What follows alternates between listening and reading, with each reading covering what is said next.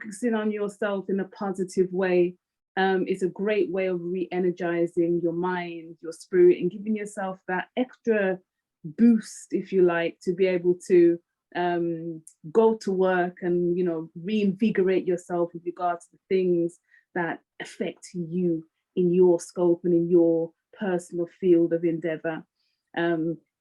One of our main drivers on the spiritual injection, I'm here this evening with another co-host, Sister Tara. One of our main drivers on the spiritual injection is really to equip those of you who intend and who are steadfast and really committed to being a part of our educational program on a week-to-week basis, to really give you the tools, the insights, the practical advice to be able to inch closer and closer to manifesting those qualities and to having the necessary practical, financial, and emotional equipment to be able to help you to actualize your goals, to benefit yourself, to benefit your close friends and family, and ultimately to benefit the community and society in which you live in. Sister Tara? Yes, welcome back to another thought-provoking Thursday here at Spiritual Injection. Last week was phenomenal. I think we're all just coming down off the excitement from that. But this week, we have our guest back again. Last week, he delved into the mindset, which we've been talking about since the beginning of the year, the mindset and getting your mind together, your mind right for that physical exercise and physical revamping that you need to do for this year. So we're excited. I know I'm excited. I don't know about you all, but I am excited today to have our brother back. He's going to do his part 2. He talked about the mindset. He gave us a few acronyms to remember. I know some of you wrote them down. So I think that's all I wanted to add for right now. I'm just ready to dive in and see what else we can learn. You go ahead, Sister Sylvina. And with regards to, you know, the purpose of this evening and what it contributes towards, we want you to consider this evening, you know, do you have any health and fitness goals? What role does health and physical fitness play in any potential success that you have achieved and intend on holding on to, or any success that you know, are envisioning yourself walking into? And also the question of longevity, you know, I want you to consider, and us to consider, is that something that we contemplate? Is that something that we plan into these grand visions that we have? And I hope we have grand visions and that we're working on those grand visions. Is that something that we factor in to the grand visions that we have for our life? And this is why we're here this evening, you know, to bring things into context for you. So without delaying any further, I know that J.C. Jones is chomping at the bit. That's another term for you, Sister Tara. It's not even something I normally say, but I'm saying it for you. Chomping at the bit. Chomping at the bit. Right? to get further into our program. I'm going to bring forward to you our host for this evening, our brother Abdul Hakim. I want you to unmute your mics, and if you're not familiar, get familiar with our host. Unmute your mics, of course. You know, welcome. Get the energy up. Make sure you've got your notepad, your pens. Brother Abdul Hakim, welcome this evening. Welcome, brother. Thank you, Abdul Hakim. Thank you. And as we've been discussing probably for the last few weeks, the importance of spirit not necessarily being in existence unless we generate it. That's right. That's right. God for both of you and everybody who's on the line who generated, who went to work and generated spirit. So you make my job easy. So I got to walk around with you two and carry everywhere I go to generate spirit. There you go, brother. That's right. And just to follow on with what was being said, because I am a health enthusiast, you know, I generally work out 5 days a week. And the only reason why it's not 7 is because I have, you know, things to do on the weekend that prohibit me. Sometimes it's 6 and I usually rest on 7. So I'm going to dedicate this evening to me just Q&A, my brother, because there's so much I want to learn from him, you know. So those of you who have questions, you know, we might have to have a part 3 sometime for you. I love it. My evening, okay? And why not? Why not? Yes, sir. So with that said, I enjoyed last week so much. Very good. Such a breath of fresh air. Very good. Not just to have brother on, but to really hear from a rounded black man, you know, a rounded brother. Come on, one now. who's spiritual, a man who is very physical, and a man who's very psychological, just a all-round strong brother, kind of brother that, you know, if you ever had any problems and he's with you, that problem won't last for long. Right. Go ahead, sir. That's right. Depending on the problem. But I'll be there with you for sure. Dissipate quickly. That's right. Fantastic. So with that said, brother JC, it's a pleasure. And I want all of us on the line, please unmute your devices and receive our wonderful beloved brother who has joined us for a second week, giving us back. Come on now. Wonderful story. Thank you guys so much. Welcome back, brother J.C. Welcome back, Welcome back, JC. brother. Thank you for Bienvenue. joining us again. Floor is Detroit. yours. Kick it in. Come on now. Detroit. Bienvenue, Let's Come go. on now, energy. Listen, I appreciate the opportunity. I am excited. I've been excited for the past week, just thinking about how best to go here and to synopsize what we're doing. We're at the beginning of a brand new year, and we've declared, as we do every year, we come up with a different mantra or a different theme for that year. And this year is the year we're saying it's a new me in 23. And rather than have that become cliche and have that be something that we just say we're going to do and just be looking at the end of 23 saying, okay, well, maybe next year, we're taking some steps at our camp to make this thing actually happen. And I will tell you, while exercise is all about the body, you have to understand that the actual physical part of it is only 15%. The other 85% happens here. But that 85% is 100% controlled by what happens here. So we started last week. For those of you that weren't on last week, we started up last week by talking about solving for why. And we're gonna go a little further. This time we're gonna talk about paradigms and paradigm shifts that are gonna be necessary if you're gonna get where you're going. And then we're gonna talk about the fact that you can do it. All right. It's about the best way I could bring it to closure. I was looking at it and it was like, oh my God, this could be 3-4 hours. But we're gonna get this down this a little over an hour we got. So here comes the hard part. I look young, but I'm old. So I'm gonna go in here now. I'm gonna share the screen. And tell me if I did it right. We practice. So here we go. Boom. I do it. I got it. Hey, Sweet. yeah. Sweet. Slideshow, right? I'm in the right spot. Okay. All right. Okay. All right. So the series is called New Me in 23. And we're around our camp, we're talking about it's due season. Due season spelled D-O. All right. We often hear about due season and we rejoice about it, talking about, hey, due season is coming, my time is coming. But truth be told, D-U-E season does not come before D-O season.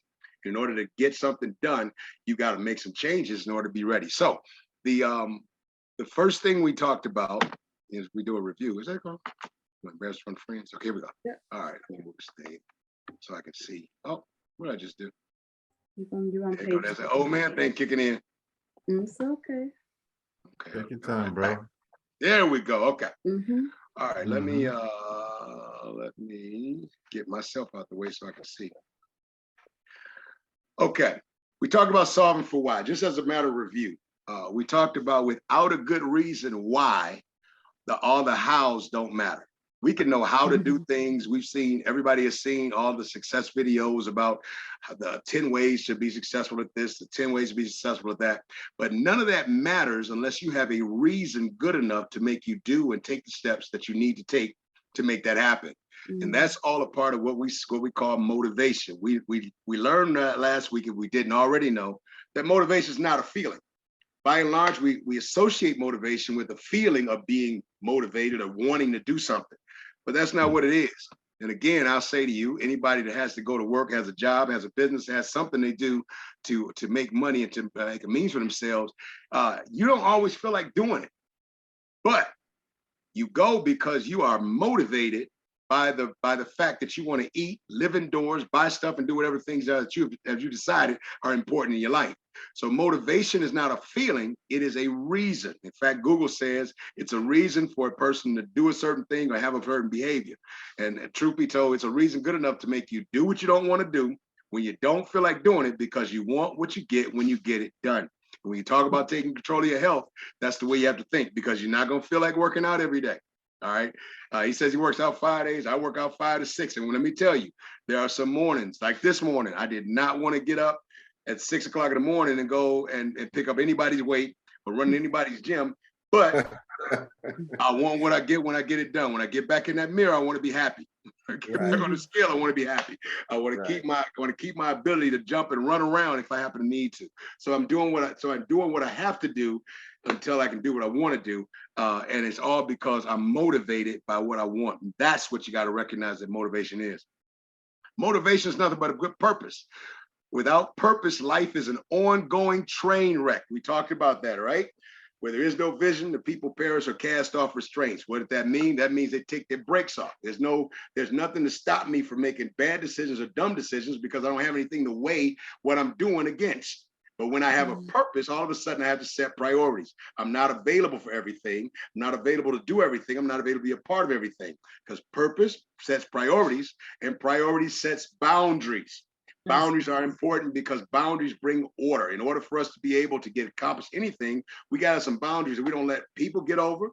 We don't let our habits get over. We don't let our family and friends get around, because in order for that boundary to work, I've got to be the one who keeps control of it and made up in my mind that I'm not going to allow this or anything else to stop me from what I'm trying to do.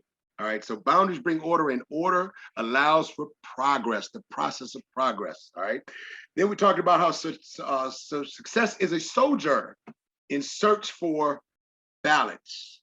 Balance is not necessarily a money or a dollar figure or a house or some achievement. It's balance. It's being able to have my spiritual in line with my physical, in line with my family life, in line with my career, in line with all the things that I have that make up all of my life, to have a whole life.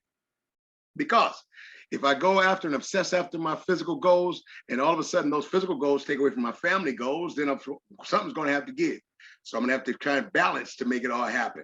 If I'm working 12, 13 hours a day, 6 days a week, and I'm not planning on leaving my job, I'm going to have to find a way to balance work and my workout or my workout regimen or my eating regimen and so on and so forth, because it's all got to fit. In order for me to be successful, I've got to find balance.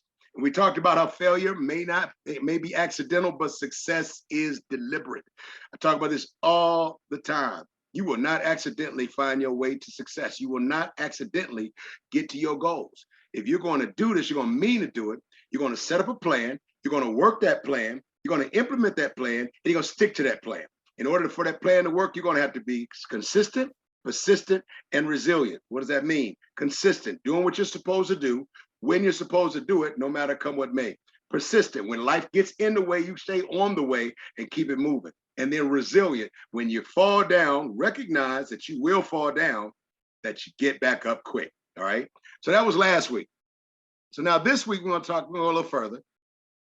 And we're going to talk about a paradigm, all right? Paradigm, by Google's definition, is typical example or pattern of something or a model, all right? A paradigm shift is a fundamental change in approach or underlying assumptions. Paradigms or assumptions become understood truths. They become the value system or modus operandi that determines our actions, our reactions, to internal and external stimuli. Let me stop right there and talk about paradigms. A paradigm is a pattern. It's a pattern. It's a pattern. It's a way of thinking that comes about over time based on our life's experiences. All right.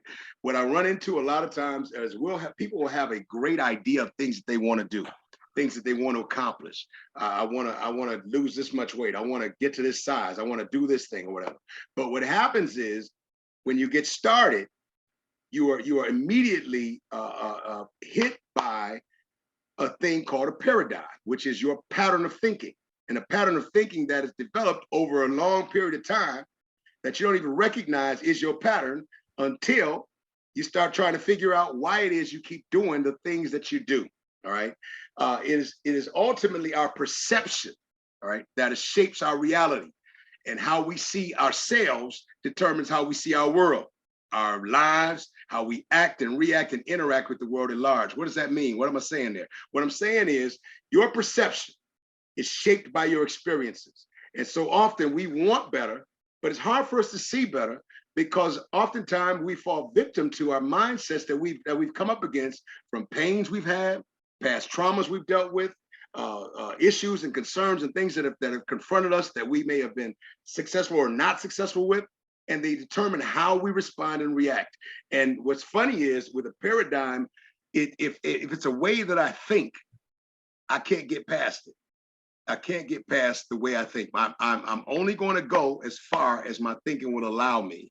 So how do we deal with this? First thing you got to understand is who you are. You are designed. There is no doubt you are designed. There's no way possible for me to be this intricately made and not have a design. If I have a design, we talked about last week, you have a purpose for design. Every designer sets out with a purpose for designing an object that he or she designs. Designers typically set out to solve a problem or meet a need by creating an item, a thing, a system that will meet or fill that need or needs. All right. So you were created to feel a need. You were designed to feel a need. All right. And again, I don't know if I'm apologizing, just explaining, but I'm going to quote a lot of Bible things because this is what I believe. All right. So it says in Genesis, it says, let us create man in our likeness and after our image. All right. And so it talks about how he blessed them and said, be fruitful, says have dominion, be fruitful, multiply, replenish the earth and subdue it. All right. You have a purpose. You have a reason why you were designed. There's a reason for you living. And ultimately, the first thing is to have dominion. If you look at that in the parameters of your own life, it is to have rule over your life. Right.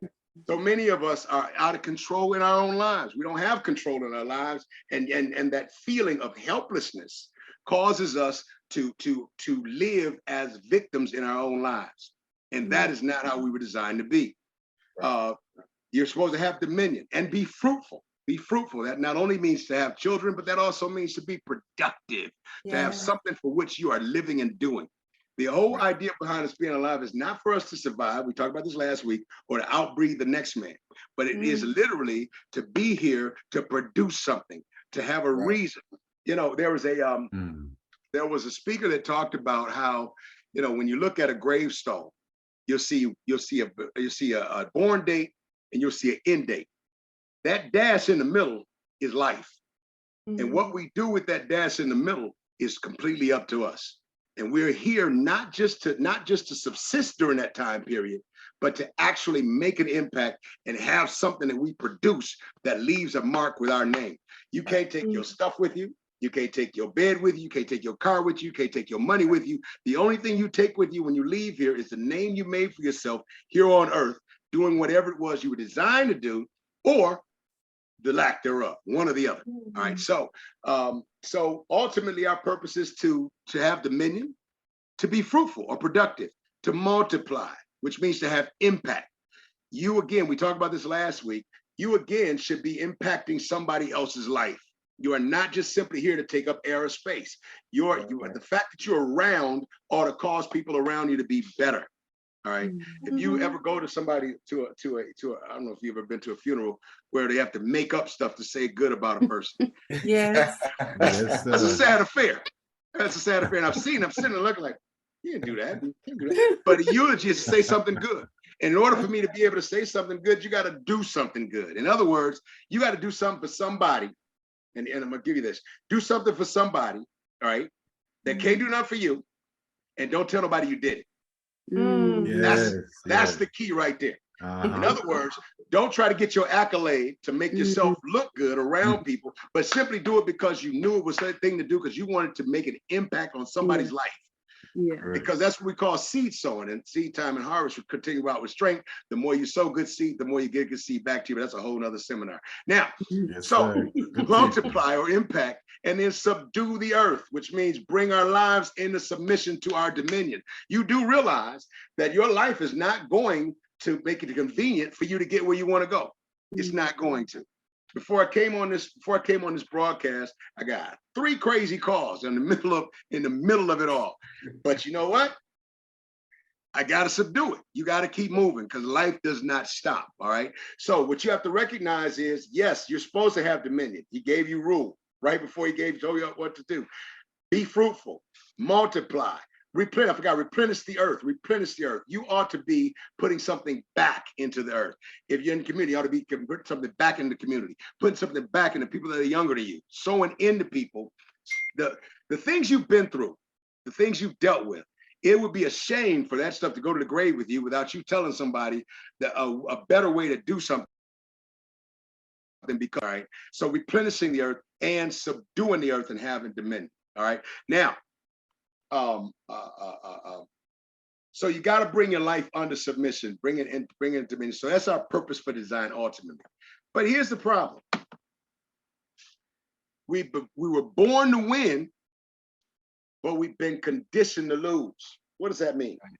So here God gave us all these things. He blessed us first, which means he equipped us. And then he said, be fruitful, multiply, replenish the earth, subdue it, and have dominion. But then we got hit with life. We came up in situations and circumstances that taught us how to fear. We came up in traumas and had different things against us that cause us to fail. And as we fail, you know, it's like putting your hand on a hot stove. When you touch that stove and it's hot, you don't want to touch it again. And so what happens is we become conditioned to a losing mindset. When we weren't designed to lose, we were designed to win. All right. And so when they come to me and they're saying, I want to do such and such, I want to do this, that, and the other. And I'm looking at them, and immediately when I see when I see them, I don't see them where they are. I see them where they're going if they stick with it. And the problem is, I can see it all day, but if you don't see it, then it's not going to help you. And the issue most times is, though you've been born to win, you've been conditioned to lose. So what happens is, if we lose sight of our purpose for design, being productive, making an impact, replenishing, subduing, then what happens is our life can go off the rails. When it goes off the rails, the Bible says in Proverbs 23:7, the 8th clause, as he thinks in his heart, so is he. His thought life becomes what he's thinking about, or she's thinking about. So the more failure pops in, the more abuse pops in, the more people misuse or mistreat, or I go through things where things don't go right, the more I expect those things to happen that way. And I become the sum total of my thought life. So you got to ask yourself, what do I think about most of the time? Where's my mind? What's on my mind? Am I thinking about what can happen, or am I thinking about what might happen if things go wrong? 9 times out of 10, we rehearse in our minds the problems in the opportunity, and not the opportunity in the problem. I think I'm going to say that again. 9 times out of 10, we rehearse the problem in the opportunity, and not the opportunity in the problem, because we're so used to the problem being the problem. But the problem really isn't the problem. The problem is our perception of the problem, which speaks to our paradigm. Is everybody with me? Yes. Yes, sir. Right. So paradigms are like postulates. When I was in geometry back in school, geometry, it was one of my favorite subjects. And we had postulates. A postulate was an understood truth. All right. And based on that understood truth, I created theories. All right. And those theories helped me solve problems. I like that because it looked like life. because they're understood truths. For me, understood truth is God is. I know I can trust in him. I live by him. I believe in him. He's everything to me. I don't know where else to turn. So that's my postulate. Up under that, I create theories based on that. Because he is, I can. Now, however, when I get out of line with that mindset, what begins to happen is I create understood truths that may or may not be true. And those truths are going to dictate the theories that I come up with. So paradigms are like postulates and become governors over our actions, our reactions, and our interactions. All right, our reaction and our interactions. All right, they become governors. What does that mean? That means I begin to set up a what I think is true, and that don't necessarily make it so. And because I set it up that way, now I'm governing my actions. Because I don't believe I can, I'm not going to try. Or because I only think I can do so much, I'm only going to give so much. Because I don't think I can trust, I'm not going to put it out there. Because I don't know if this is going to work, I'm going to give a half effort. All right. All those things are actions or reactions. Because of how I've seen this before, I'm going to react in this way or that way. And I could stay there for a year and a half talking about different reactions based on our paradigms or how we see. Even when someone approaches you, how you respond to them, whether you take it as a hostile approach, or you take it as aggression, or you take it as simply someone wanting to talk to or consult with you. It all is based on what your paradigm is, how you perceive what's going on. And our perception is based on our past experiences. And oftentimes, those past experiences can cause us to either propel or to repel. All right, and then our interactions. It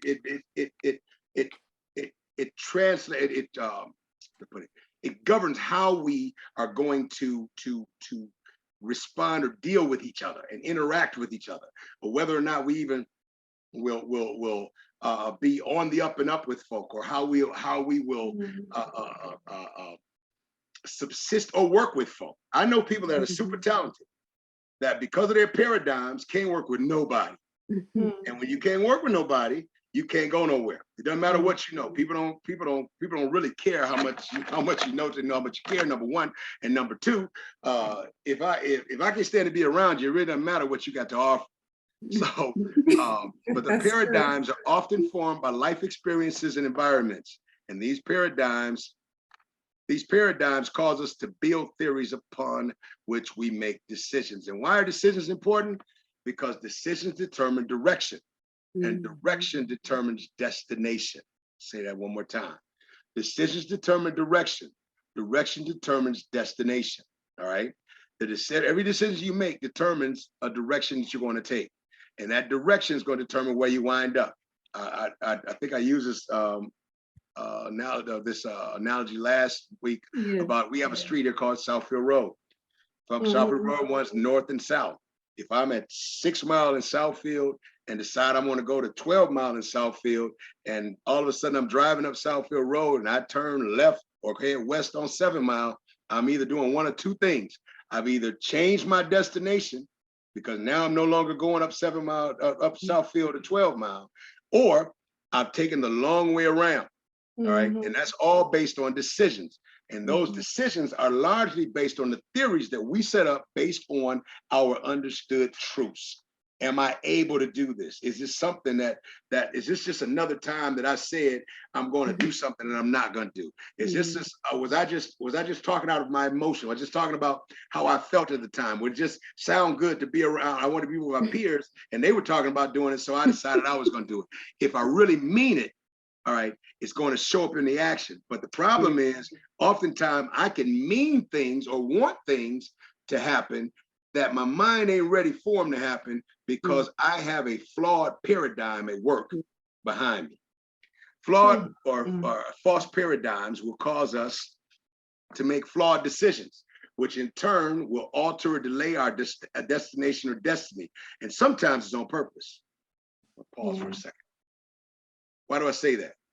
Because sometimes the fear of what happens when we actually go in the direction we're headed toward what we actually want, the fear of that will cause us to self-sabotage, or in my business, I call it self-flabotage. Because in our mind, there's a paradigm that says, I don't belong here. I want to be 40 pounds smaller, but because I'm comfortable or with the discomfort of being 40 pounds bigger, right? I'm gonna do things that I don't even recognize are putting me back where I feel like I belong, because our minds are designed to take us or keep us where we believe we belong. All right. There's a passage of scripture that Paul referenced. He's talking about sin, but he says, if then I do that, the good that I would, I do not. That I hate, that I do. If then I do that I would not, it's no longer I that do it, but sin that dwells in me. And what that really is talking about is, I want to do right. I meant to do right. But for some reason, I did something wrong. I did something stupid. Now, if I want to do right and I do that I don't want to do, or don't do what I do want to do, then it ain't me that's doing it, but it's something on the inside. It's a paradigm that's false or flawed, that's causing me to do things that are contrary to where I'm trying to go, or what I would call counterproductive. All right, y'all with me? Yes, sir. Yes, sir. So bottom line is, your mind is designed to take you back where you think you belong. And so if I think I belong on the bottom, then no matter what I do, I'm gonna do stuff to put me back on the bottom. yes. If I think I belong dejected or rejected, I'm gonna do things that cause me to be dejected or rejected. I'm gonna put myself in situations and circumstances that are gonna cause me to step back to where I feel most comfortable being uncomfortable. I tell you, I say this all the time. We get used to being in the comfort of discomfort and the contentment of discontent. Why? Because it's familiar to us. We know how to handle it. We know how to function in that particular reality. But what happens if I get what I want? What are the responsibilities of success?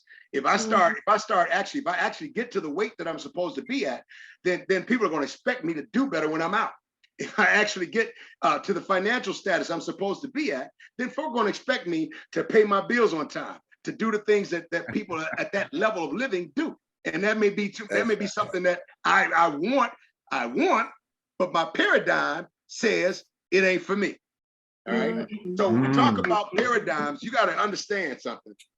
Your mind is designed to put you back where you think you belong to be. You cannot avoid it. You gotta deal with you. I've had people leave the gym. Yeah, no, we're still talking about phys ed, did you?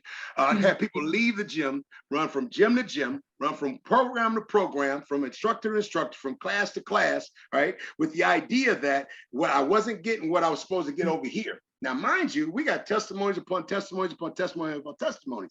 And though our stuff ain't for everybody, I know the pattern. I know the paradigm. The paradigm says, I'm not getting what I want over here. I got to go over there. Then when I go over there, I'm not getting it over there. I'm gonna go over there. Then I'm gonna go over there. Then I'm gonna go over there. I'm gonna go over there. I'm gonna go over there. And here's the key. No matter where you go, Right. there you are. Right. So you got to deal with you, bottom line. Otherwise, you take you to the There next you are. situation. You take you to the next circumstance. You take you to the next relationship. You take you to the next job. You take you to the next building. You take you to the next house, to the next car. You're going to always have to deal with you, because until you change your paradigm, your mind is going to put you back where you belong. Right? So please understand, your self-perception will determine your actions, reactions, interactions, and transactions. Now, why did that sound almost like what I was talking about before?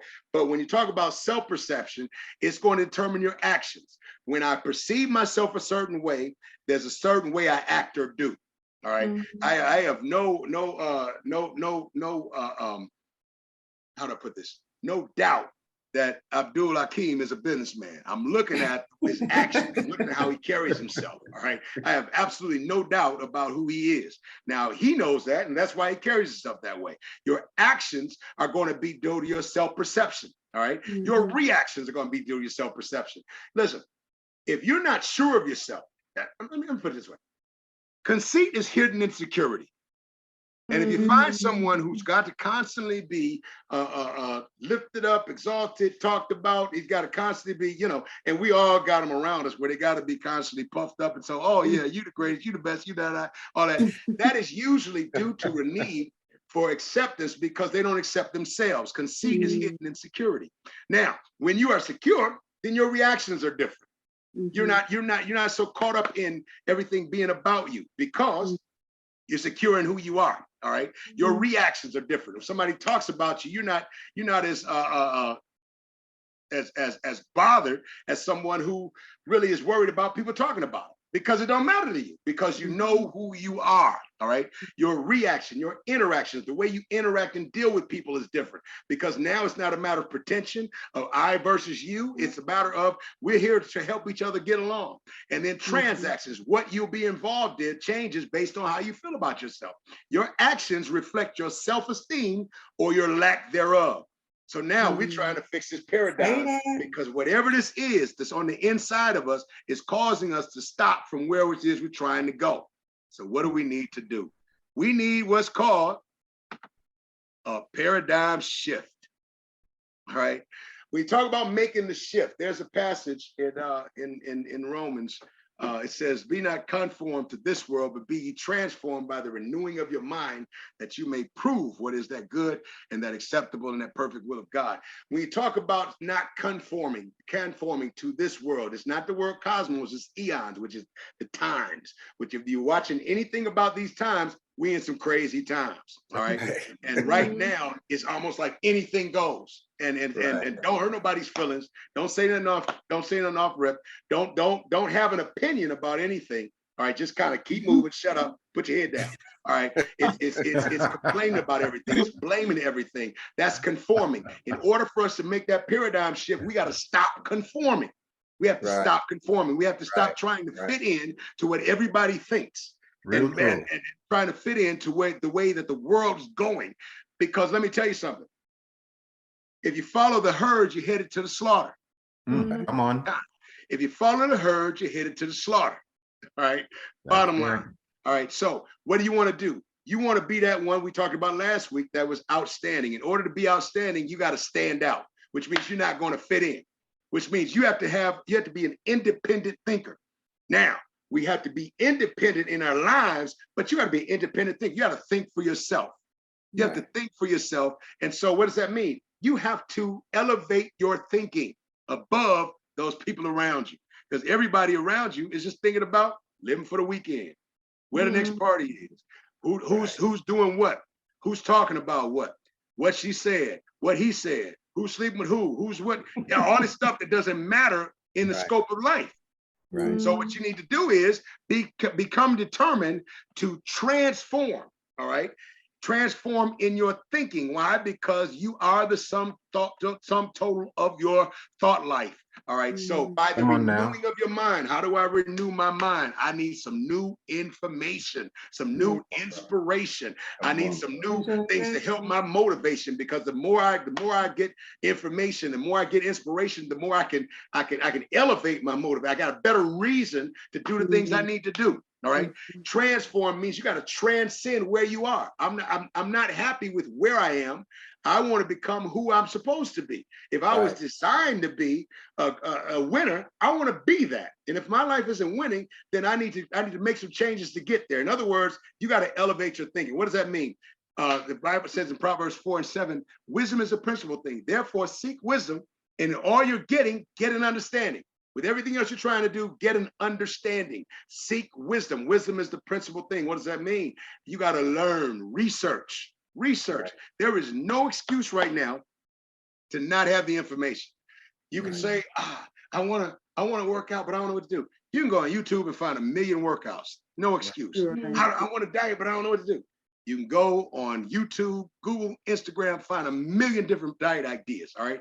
The issue is not the information. The issue is whether or not you're going to go get the information so you can cause the elevation. Because in order for you to change that paradigm, you got to elevate your thinking. In order to elevate that thinking, you gotta seek that wisdom. Seek that wisdom. Wisdom is a few things. Number one is knowledge rightly applied. Yes. But it's also, wisdom is also when you start trying stuff that don't work, and you learn as you go what to do and what not to do, and when to do what to do, and when not to do what not to do.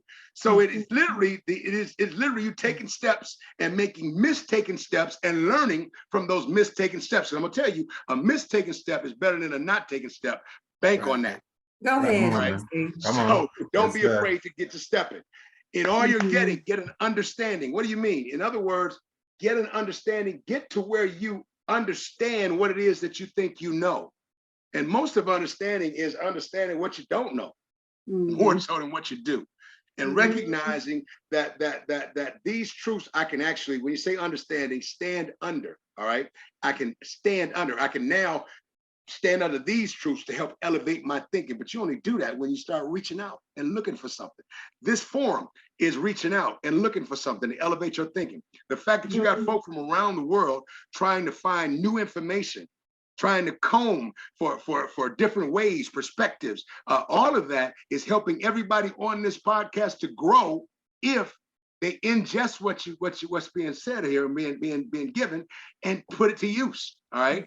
All that is important. So in all you're getting, get an understanding. Recognize that you're not alone.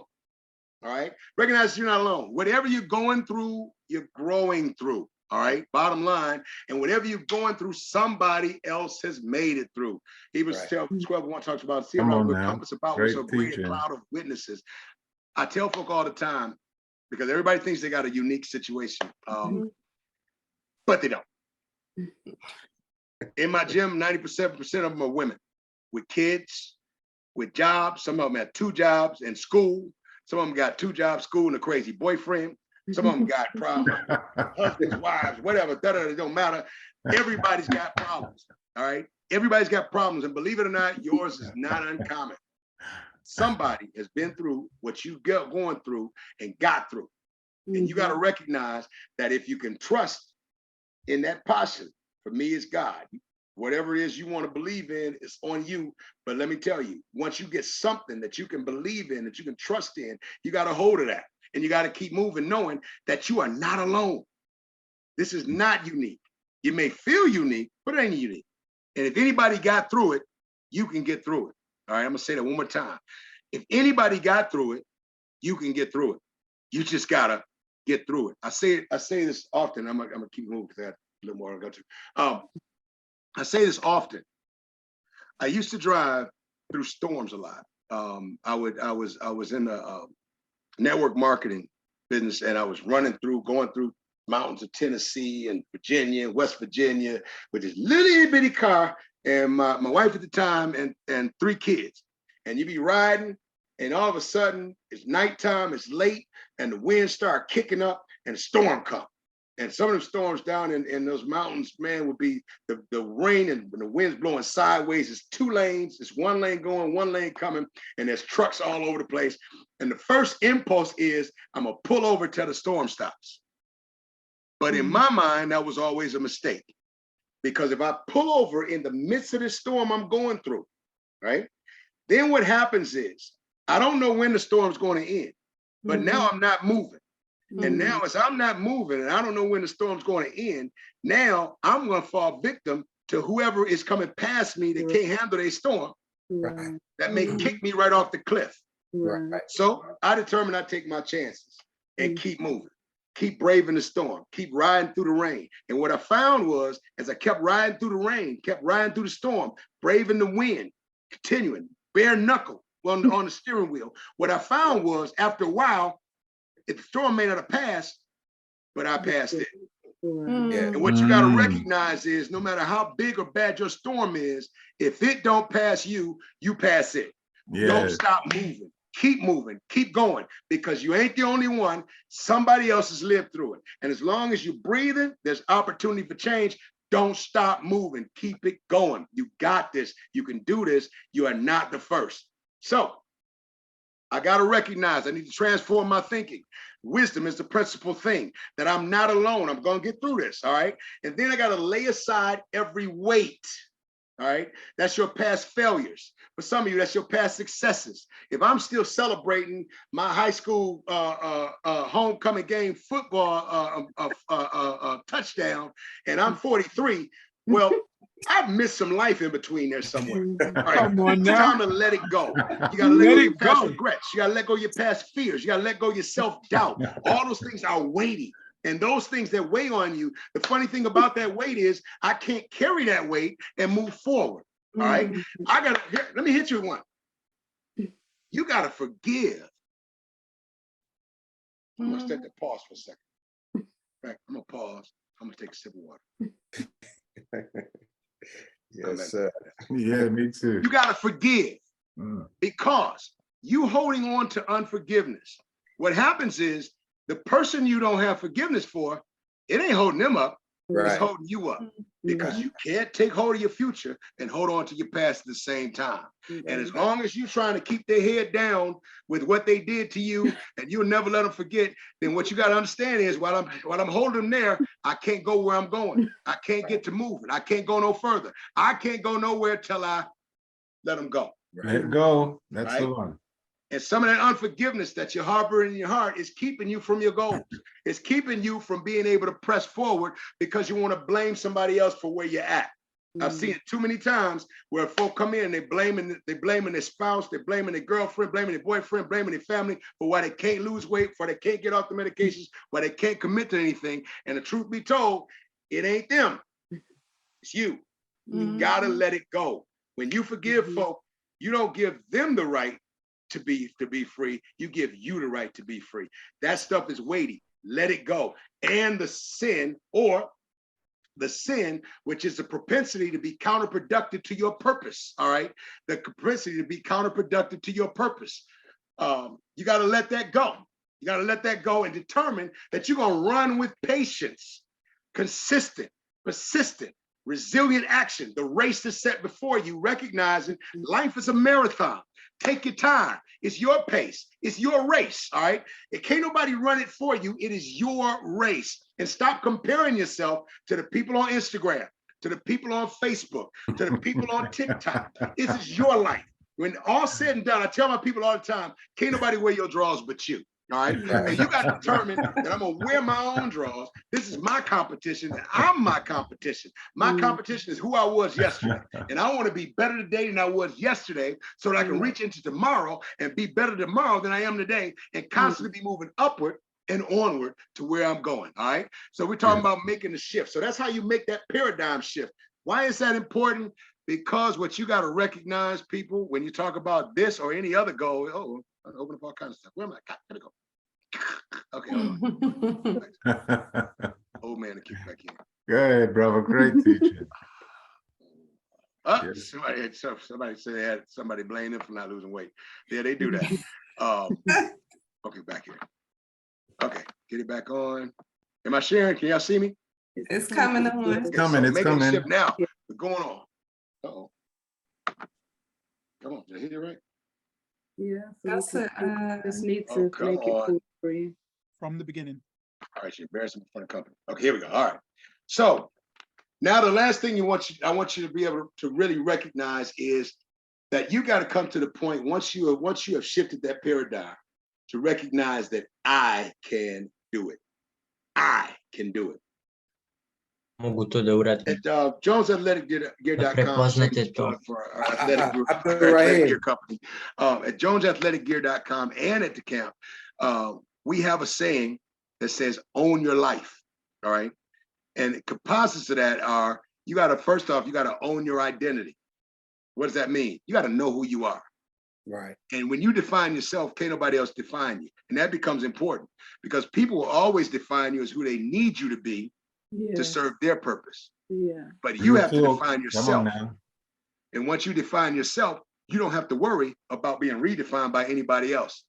And you'll have the identity. You have to own your identity. Once I know who I am, I know what I'll do. And more importantly, I know what I won't do.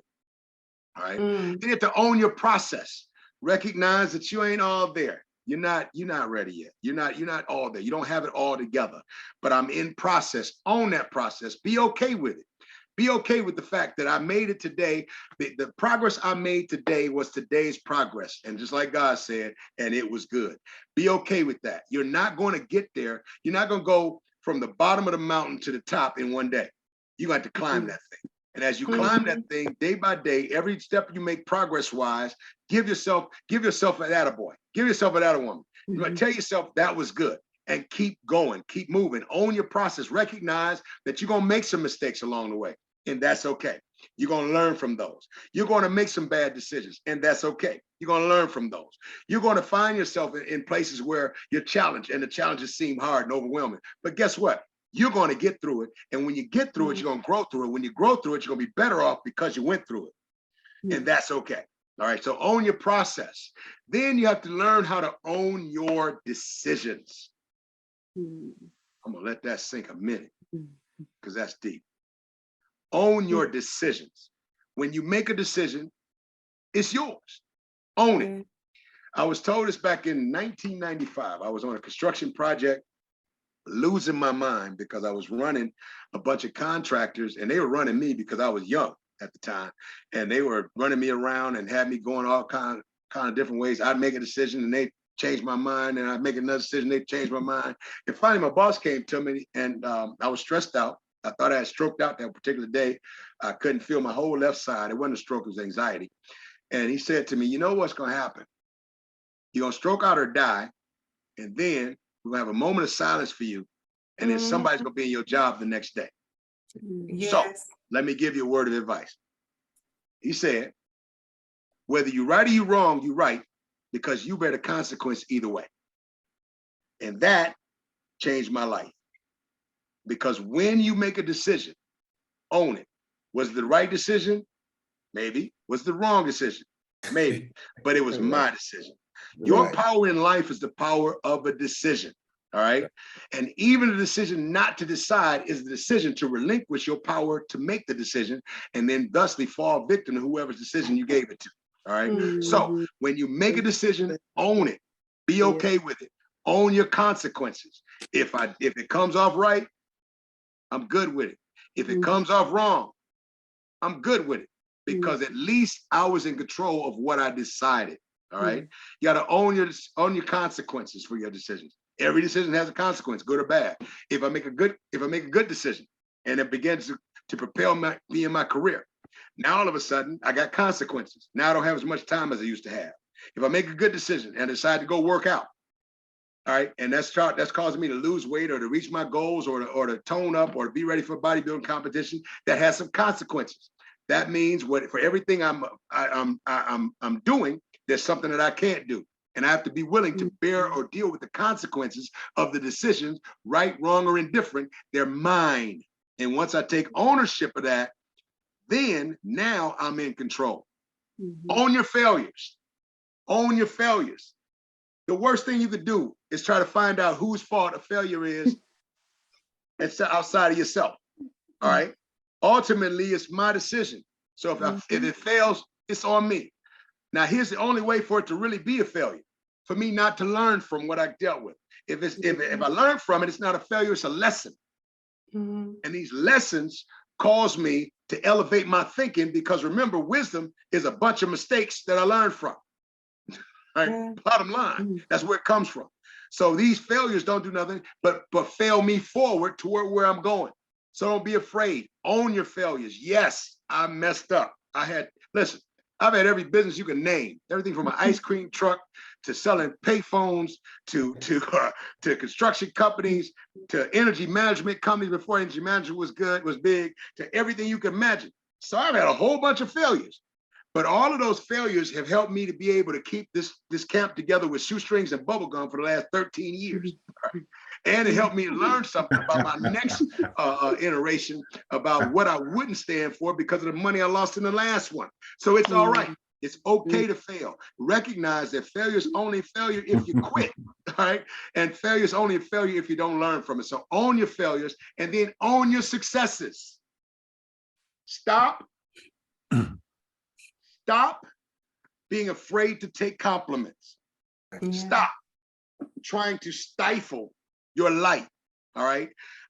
And I'm guilty that at times I'll try to literally quiet down my presence so that I don't offend folk, right? And in the middle of doing that, I recognize now, being older, that there is a whole group of people, there's a whole world full of folk that are missing out on what God gave me to give to everybody else.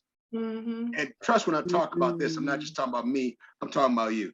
Because there's stuff put inside of you that you're holding back because you don't want your people around you to feel like you're trying to be all that, so to speak. 100%. You can't help it. You were born to be all that. You were created to be all that. You are fearfully and wonderfully made. You are somebody, not because you made you. You didn't design you. You got a problem with me? Talk to the designer. I didn't make myself, all right? He made me, but he made me to do some things, to make some things happen, and to blow open some doors. So in order for that to happen, I gotta be okay with being me, even if you can't handle it. All right. As Deion Sanders said, don't let my confidence be offensive to you. I'm sorry. It's not a matter of being conceited or any of that. It's a matter of being okay with being successful at what you did. Why? Because you paid your dues. You did what you needed to do to get where you had to go. And you went through the hell. You caught the high water. You dealt with what it took and you stuck with it. Don't apologize for it. Don't apologize for being you. Don't apologize for getting through. Don't apologize for making it. Make that your testimony. Tell somebody, because they need to know, because one person will get offended and the other person will get inspired. And we ain't looking for the offended ones. We're looking for the inspired ones. Listen, I'm going to tell you like this. I'm going to keep it going. Yes, sir. Hating is a full-time job. And right now we got an unemployment crisis. Do your best to help unemployment. And by doing more stuff that makes people hate. That way they always got jobs and we always got successes to look at and say we can do it because somebody else did it. You keep it moving. You keep making it happen. All right? Hating's a full-time job. Let them keep going. Listen. That's right. That's right. Haters wake up thinking about winners. Winners ain't got time to think about nothing else but winning because they're too busy doing it. All right. So you make sure that you stay a winner and you own your successes and stop apologizing for being good at what you do. Then own your progress. Recognize that you are making it forward. There's so often I've made the mistake over the years of looking at where our camp was financially and thinking about we're not successful. Well, that's not true. When I start thinking about the fact of people coming in and losing 212 pounds in 10 months, folk coming in and losing 180 pounds, folk coming in and coming off medications 80 pounds later, folk coming off of 70, 80 pounds of weight, people's waist changing 12 inches in 12 weeks, people changing their lifestyle mindset, some changing their careers because of what happened here. We are extremely successful. All right. And we have to learn how to own our progress because we're growing in the process of it all. All the hell we caught last year. All right, that we were dealing with all last year, and it was looking dire, it was crazy. Moment to moment, didn't know what was going to happen. But guess what? Progress came out of that, and we own that progress. We are made better because of what we've been through. You're made better because of what you've been through. You've been better because of what you've grown through, because of what you've gone through. So own that progress and ultimately own your life. All right, own your life. This is your life. Your life. Stop complaining about the hand you're dealt, because somebody else would take your hand and win with it. Right? Bottom line, somebody else right now is wishing that they had the chances and the opportunities you have. Somebody right now, as much as you don't like your house, wishes they had a house like yours. Wishes they had a way. Somebody on the bus line wish they had a car right now.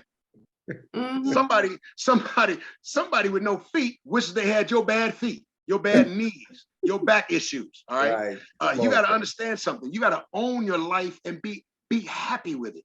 Be okay with it. It may not be what I want it to be, but I'm in control. And all I got to do is change some decisions, which come from changing direction, which cause me to change direction, which will change my destination. All I got to do is look at my paradigms and shift those things by elevating my thinking. And all of a sudden I can have the life I want. But in the meantime, I'm going to thank God for the life I have.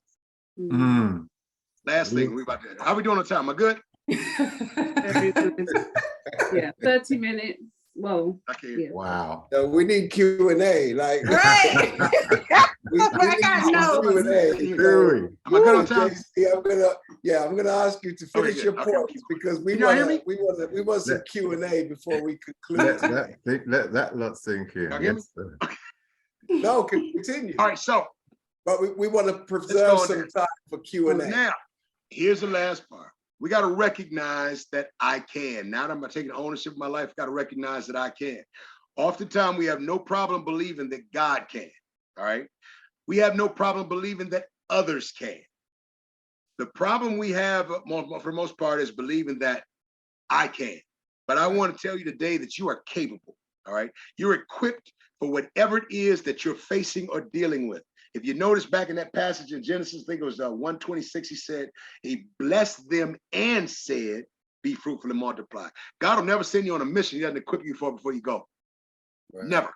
He may not tell you all the details about how he's going to do it or how you're going to make it, but he'll definitely equip for what it is that you're going for. You just got to find out where your equipment is.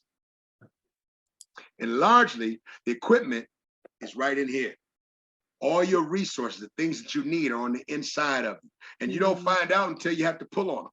So you have to realize that I can do this thing. In order for you to be able to make it happen, it doesn't matter if I believe it. And like I said, when they come in the door, I believe and they can do it. And then I watch what they do to see if they believe it too. And bottom line, when they start believing, and I don't know, for some people, that's the day they walk in. For some people, that's 2 months from there. So some people, that's 6 months from there. Some people, that's a year. Some people, it's been 5 years before they actually kick in and start making the changes. But when they believe they can, they're right. Whether you believe you can or believe you can't, you definitely are correct. So you must believe that you can, that you're equipped for whatever it is that you're trying to do. And let me tell you something, you're more than adequate. Again, your past experiences may make you feel inadequate. Your past failures and things may make you feel inadequate. People around you telling you what you can't do may make you feel inadequate. But I'm gonna tell you something about feelings.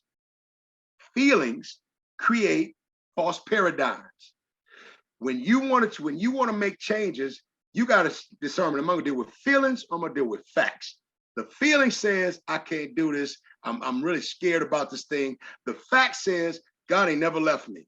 The feeling says, this is too much for me. The fact says, I've been equipped for everything I've faced so far and ain't nothing killed me yet. This will not kill me either. I tell my people in class all the time, and nobody died in the last 30 minutes of our classes in 13 years. You will not be the first. I already talked to God. You're going to make it today. If it don't kill you, well, you ain't dead. You may as well keep moving. Anything don't kill you, make you better. All right. So bottom line, keep it moving. All right. So thusly, you can either deal with feelings, you can deal with facts. All right. But you got to determine, I'm going to deal with the facts. I'm going to stick with the facts, though I feel crazy. I'm going to say this, and it's one of my pages. Courage is not moving in the absence of fear. It's moving in the presence of fear, being more afraid of the consequence of inaction than you are of action. You have to determine that I'm adequate, I have what it takes, and I'm gonna do what needs to be done. Your greatest resource is not somebody on the outside who sees what you're doing and want to help you. Your greatest resource is you. It's you. It's what God put on the inside of you, what your designer put on the inside of you that makes you able to do what you do. There are a lot of people that can teach physical fitness. There are a lot of people that can help you reach fitness goals. But can't nobody beat me at being me. Can't nobody offer it the way I offer it. Can't nobody do you at the way you do it.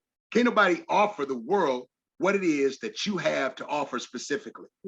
And that means that you can't reach everybody, but you can reach somebody. And there's a group of people that were designed specifically for you to reach. All right. And you have to understand that your greatest resource is you and not nobody around you. I'm going now. Almost there. Here we go. I'm going now. All right. Wow. Beautiful. All right, well, go. All right. So this is one of my favorites. Ecclesiastes 9, verse 10 and 11. This is often misquoted, but it says, whatsoever your hand finds to do it with all your might. But there is no work, nor device, which is planning, nor skill, nor device, nor wisdom in the grave where you're going. It says, I return to be held under the sun, that the race is not given to the swift, nor the battle to the strong, nor yet bread to the wise, nor yet riches to men of understanding, but time and chance happens to them all. Most people say race to the swift, battle to the strong, but he endures to the end, but that ain't what it says. I don't know where that came from. But it says time and chance happens to them all. What is that? Why is that important? Whatsoever your hand finds to do it with all your might. Whatever it is you determine to do more than enough. Why? Because you get out of life what you invest in life. I'm gonna say that again. You get out of life what you invest in life. You give life a half-butt effort, you're gonna get half-butt results. Excuse my butts, but you're gonna get half-butt results. Bottom line. You will get out of life what you put into life. All right. The enemy of extraordinary is average. If you want an extraordinary life, the key to extraordinary life, there's 5 letters that separate extraordinary and ordinary, and that's EXTRA. You got to be willing to do the extra. All right. You want an extraordinary house, you got to do the extra. You want an extraordinary career, you got to do the extra. You want an extraordinary body, you got to do the extra. You want extraordinary health, you have to do the extra. All right. You can't just do just enough. So it says, whatever your hand finds to do, do with all your might. All right. But there is no work, nor device, no wisdom in the grave where you're going. Listen, no matter what you do, as Les Brown put it, you can't get out of life alive. You are going to die. You have no idea what number of days you got, but they are numbered. Bank on that. All right. So what you got need to be doing is getting about your business while you got this thing. All right. You don't know. As Apollo Creed put it, there is no tomorrow. Every day I go to bed at night, right? I go to bed at night looking to wake up in tomorrow. And every time I wake up in today again. That's all you got is today. So do today what you could be doing, what you should have done yesterday, but you was going to put out to tomorrow. Do it today and get everything you got into it. Why is that important? Well, bottom line is I can't do it when I'm dead, and understand the reward does not come before sacrifice. That's the problem we have with most folk nowadays. We want the reward without the work. We want the accolade without the movement. We want the harvest without planting the seeds. You gotta put the work in. All right. Bottom line, due season, DUE. All right. Due season comes after due season, DO. All right. Because dues must be paid. There's no getting around it. You cannot expect to have a harvest if you didn't plant seed. If you weren't out there working and doing what you're supposed to do, listen, I tell folk all the time, you deserve to win if you do what you're supposed to do. It ain't, you don't deserve to win because you're living and breathing. You deserve to win if you got up and did what you're supposed to do, because dues must be paid. And those dues are paid, we call it in sweat equity. In other words, I got my little sweat equity bracelet on even. It's sweat equity. What does that mean? I'm putting the work in. When you put the work in, due season. I say it's around the camp. There's two fellas that we need to stay away from. It's my friend Umbadu and Finadu. All right. Umbadu is always about to do something, but never gets it done. And Finadu is always finna do something, but never gets it done. And you got to get away from them two fellas and stop Umbaduing about what you're about to do and start doing it. Get away from Finadu and start doing it. Start making it happen now, because it's time to not talk about it, but to be about it. It's time to do it. All right. Man. So due season, do whatever your hand find to do it with all your might. All right. Do what you're supposed to do when you're supposed to do it every day. All right. Do it consistently. We talked about that. It takes us all the way back. All the stuff comes full circle. It takes us all the way back. Do it consistently. Do it persistently. Do it resiliently. All right. Just keep doing it. All right. Why? Can't accomplish it when you die. And let me tell you something. When it says a return and saw under the sun, the race is not given to the swift. No matter how fast you're running, that you can run, if you're not there when the gun sounds, all right? Or the battle to the strong, no matter how strong you are, if you don't know it's a war and you're in the bed when the battle's going on, all right? Know yet bread to the wise. You could be as wise as you want to be, but if you don't implement your wisdom, you get no bread. Nor yet riches to men of understanding. You can understand how everything works, including cryptocurrency, but if you don't act on what you know and understand, you get no riches, all right? But bottom line is time and chance happens to them all. So what does that mean? Talent doesn't matter if it's not applied. Doesn't matter how much talent you got if you don't use it. Potential is the ability to be potent if you make the right decisions and do the right things. Bottom line. How many of you guys know, I like you raise your hand, how many of you guys know folk that have had the potential to be the best basketball player, the best doctor, the best lawyer, the best businessman, or whatever. But you look at them and you look at their lives now and you just see the wasted potential. Right. Yeah. What could have been. Yeah. But they wasted away or wasted their time, wasted their lives, wasted those years. All right. Yeah. Well, that's what happens with potential that's not utilized or realized. All right. When we're not doing what you're supposed to do. But let me tell you something. When you just keep moving and keep doing, keep pressing, keep making it happen. Keep doing what you're supposed to do. When you're supposed to do it. Why you're supposed to do it. Not that you see that you're even progressing, but I know I can't continue to do the right thing and not get the right result. So I keep moving. I keep doing it. Not half doing it, but doing it with everything I got. I tell my people, people don't buy my situation, they buy my motivation. So it's been some days that I cried all the way up to the building, wiped my tears, got in there, taught class like nothing was wrong, left out and resumed crying because it really didn't matter. I got to keep moving. I don't see it right now, but I got to keep moving. It's not working out right now, but I got to keep moving. It doesn't feel like it's coming to bear. It feels like, and trust me, this is almost testimonial. It feels like I'm spinning my wheels, wasting my time, working with people not listening to me, right? And then all of a sudden, you get a phone call and you're talking to folk around the world. I'm telling you right now, you have to have the mindset that we're going to do what we do the best of our ability, because your time and your chance is coming. You're moving along. And as you keep moving, time and chance are coming towards you. Now, the question is, if I stop, I'm going to miss it. Right. If I slow down, I'm going to miss it. If I take a half step, I'm going to miss it. But if I keep moving, stay steady, my pace, my race, I laid aside every weight that was holding me back. I'm moving with patience, the race that's set before me. I'm growing as I'm going. I'm learning, I'm going, and I'm learning, I'm going and going and going and learning. I'm fighting and moving and working and making it happen and continue to move on. Then eventually, we're going to meet. And when they meet, then I get where I'm going. All right.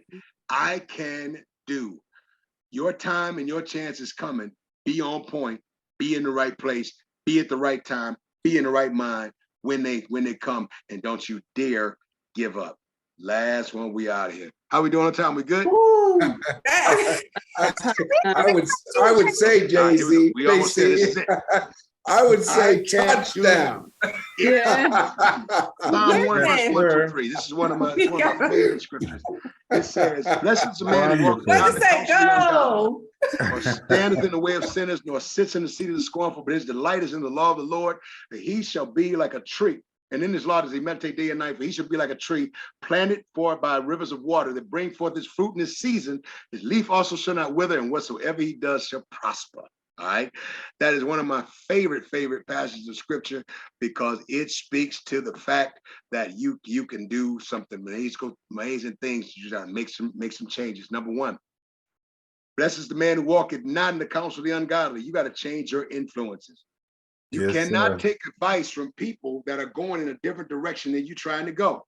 I tell my people at the camp, you cannot ask your fat friend about the next diet trend. All right? They don't know. That's like asking somebody broke how to make money. All right. You can't. There are people that you want to be around that you can't afford to be around. If the energy's too negative, you can't afford to be around them. If they're telling you what you can't do, you can't afford to be around them. If you don't want to listen to that, you want to get around people that are going where you're trying to go, that have been where you're trying to go, because of what we're doing, we're elevating our thinking and changing our paradigm. All right. You want to change your influences so you're not walking in the way of sin, not walking in the opposite direction of where you're trying to go. Then it says, now standeth in the way of sinners, which equates to becoming stagnant and stuck in a rut, all right, being counterproductive, all right. The more you hang around with people that are going nowhere and doing nothing, the more you start to look like them. Yes. Right? You got to recognize, I tell people all the time when they come to the camp, and listen, if you're watching this online, I want you to realize, if all your friends around you are at every restaurant, at every bar, if they're constantly got time to do everything but work out, meal prep, eat, follow some type of a regimented lifestyle, then what you see is what you get. All right. It don't get no better. As the old Miller commercials say, it doesn't get any better than this. But if you want better than this, you're gonna have to change some things. I tell my people, you get one cheat meal per week, you go to your friends that aren't trying to do anything, you hang out with them for that cheat meal, then you get back away from them for the other six days and 4 meals otherwise, all right? Because you can't afford to be an influence. Otherwise, you'll be staying stuck, stagnant, and can't go forward. And one thing about life, you're either moving forward in life or you're moving backward, because life is always moving forward. All right. So you need to don't be standing in the way of sinners who get stagnant and stuck. And then when you get stagnant and stuck, what happens is you wind up sitting in the seat of the scornful, which means, or it equates to the fact that you wind up becoming inactive and bitter about the direction your life has taken. I know y'all know some people Beautiful that point. right now are bitter about Yes, where sir. their life is going. And it's almost like they could take the air out of a room when you walk in and you start listening to how everything is wrong and ain't nothing right. And what happens is, first you were walking, getting bad advice. Then you found yourself stuck from the bad advice you were taking. Then you found yourself sitting immobile, immobilized, paralyzed by the fact that you took this advice so long that your life is taking a direction that you're not wanting it to take. Yeah. And what you got to recognize is you got to come away from that. All right. From walking to standing to sitting is progressive regression. All right. Due to the influences that usually lead to depression. All right. Bitterness is an indictment not only on you, but it's on God. Because what it says is, my life can't get no better. But as long as you're breathing, life can change. If you right now are watching this, you consider an end in yours, you need to recognize as long as you're breathing, there's an opportunity for change. It doesn't matter what you've been through, going through, dealing with right now. As long as you are here, life can change. And recognize that you have something for which you're here for. And it is not finished because you're still here. All right. So with that being said, you can come out of this seat of the scornful. You can come out of this being stuck and stagnant. You can come out of this walking in the wrong direction by simply elevating your thinking and getting around people that are like-minded, trying to go somewhere. This spiritual injections is like-minded, trying to go somewhere, make things happen. And what happens then is because you become absorbed in purpose, all right, you become productive like a tree planted by rivers of water. Right? When you talk about a tree planted by rivers of water, it equates to multiple resources that are coming your way to help feed and fund your vision. And I want to tell you, the more you move, the more the way is made. There's a passage, and I can't help but quote it. There's a passage that talks about the word is a light to my path and a lamp to my foot. Light to my path. In the distance, I see my vision through what he told me, through what he's showing me. But as every step of the way, when it's dark, he's showing me where the snakes are by the lamp by my foot. So every step I take, there's some more light to help me make another step. Every step you take as you go forward, there'll be some more resources and more things that'll come about that'll help you get to where you're going, to help you get to where you're growing. So don't be afraid, just get to stepping, all right? Because ultimately, you're going to bear the fruit in your season, all right? Recognize that we all got a season. We all have a time, and your time is coming. Whether you're 20, 30, 40, 50, 60, 70, 80, it don't mean your season's over. You don't have any idea as to when that season's coming, but time and chance happens to them all. You have a season, and what you want is, you want your fruit to come when it's your time, because the right thing at the wrong time is the wrong thing. So what you want to do is recognize that I want to keep working, keep going, keep learning, keep growing until I get to the place where my season matches my destiny, and my destiny matches how I think about me, and I become one whole person who is ready for what God has for me. All right. And the last thing I want to tell you is, God can't bless what you don't do. He can bless what you do, but he can't bless what you don't do. He can't bless what you talk about doing. He can't bless what you should have done. He can't bless what you meant to do. He can only bless what you do. So what does that mean? It's due season. Now is a good time for you to determine to do something, to make something happen, to utilize the breath that you got, the time that you have, the experiences you've been through, the stuff that you've grown through, and become that blessing to the world that you were designed to be. What does that have to do with losing weight? Listen, if you're going to attack losing weight, changing your finances, changing your life, starting a business, whatever it is, you're going to have to attack this first. And the first thing you have to do is find a good enough reason why. Second thing you have to do is figure out what paradigms are holding you back and what paradigms you need to embrace to get where you're going. The third thing you're gonna need to do is make some paradigm shifts, and don't be afraid of change. Don't be afraid of the adjustments that are gonna be necessary.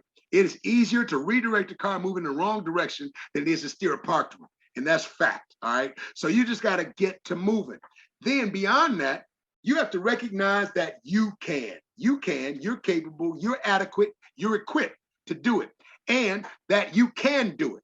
And you got to decide, I'm going to do it, and get the people around you you need to be around you to help you do it. And if they don't help you do it, they don't do nothing but encourage you. That's helping you do it. If you get around folk that just want to tell you something good, they want to pray for you, pray for you and not about you, then you're doing good. All right. But you want to make sure that you do put things in motion to help you get where you're going. And if this is your year to be a new me in 23, then you're going to have to commit to the process and decide, I will not be stopped.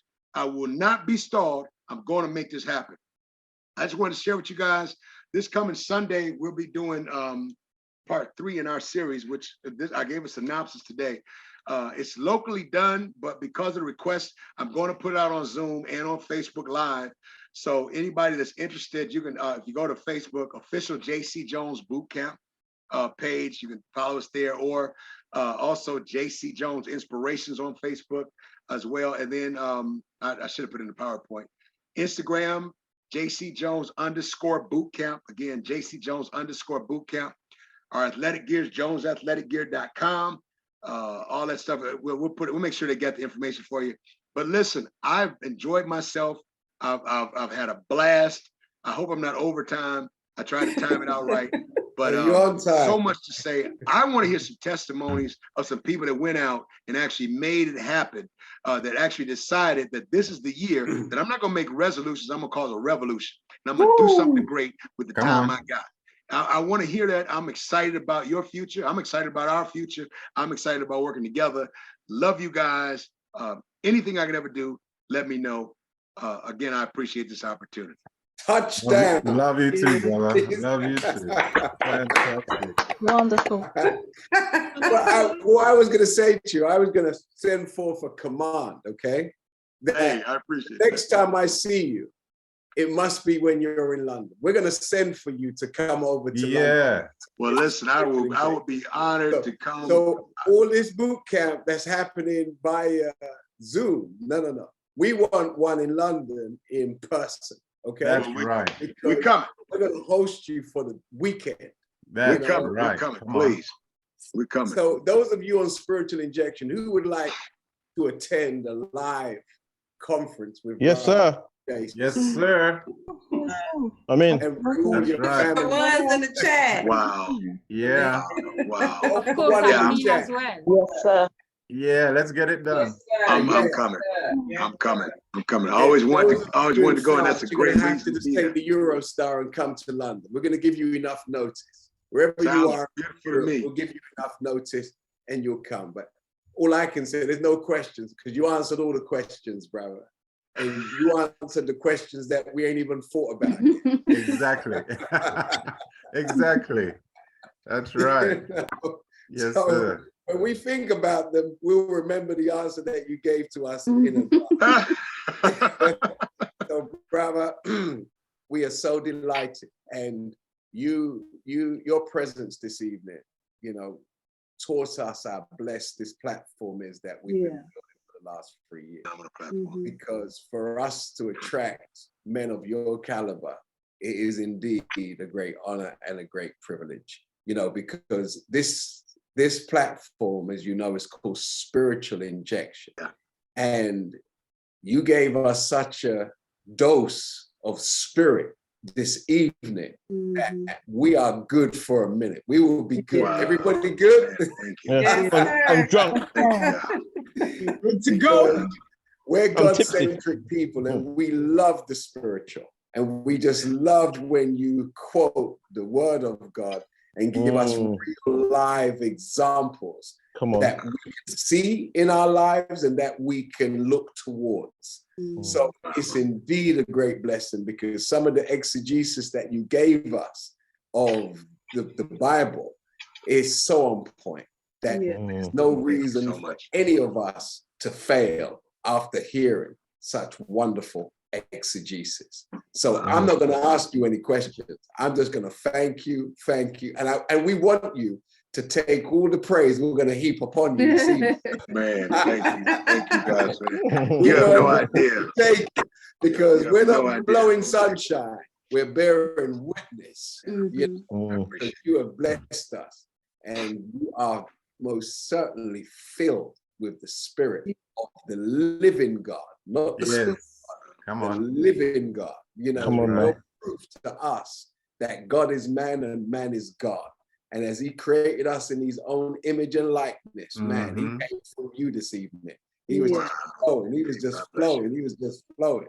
And it makes us to know that if we prepare ourselves and make ourselves worthy, then he will come through us until our cup runneth over. That's why you remind me of the Honorable Louis Farrakhan, you know, by way of, you know, the minister will have 100 conclusions. There's just so much wisdom, you know. Like, I'm ready to close now. I'm going to close on by the time he gets to the final point, it's breakfast time.